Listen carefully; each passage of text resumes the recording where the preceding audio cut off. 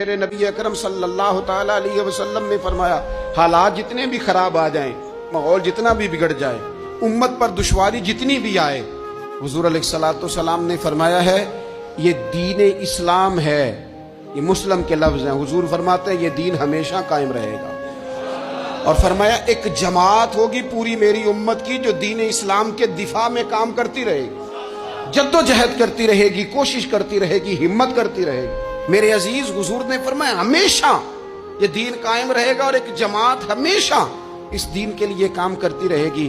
اور میرے نبی پاک علیہ السلام نے فرمایا 100 سال کے بعد تو اللہ ضرور اس امت میں ایک ایسا شخص پیدا کرے گا، یہ ابن ماجہ میں حدیث موجود ہے، جو اس دین کی نئے سرے سے تجدید کر دے گا۔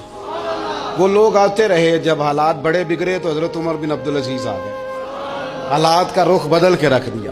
پھر معاملات بڑے بگڑے تو امام شافعی جیسے لوگ آ گئے، غوث اعظم جیلانی جیسے لوگ آ گئے۔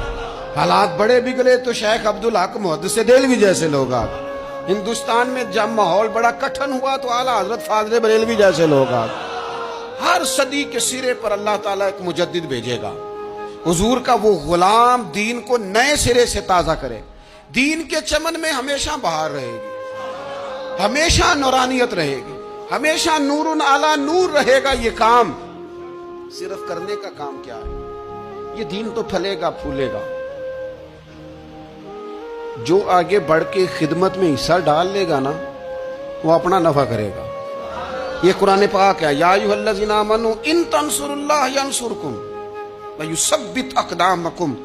اللہ فرماتے ہیں لوگو اگر تم اللہ کے دین کی مدد کرو گے نا تو اللہ تمہاری مدد کرے گا، وَيُثَبِّتْ أَقْدَامَكُمْ، اور تمہارے قدم جما دے گا، تمہیں استقامت دے گا۔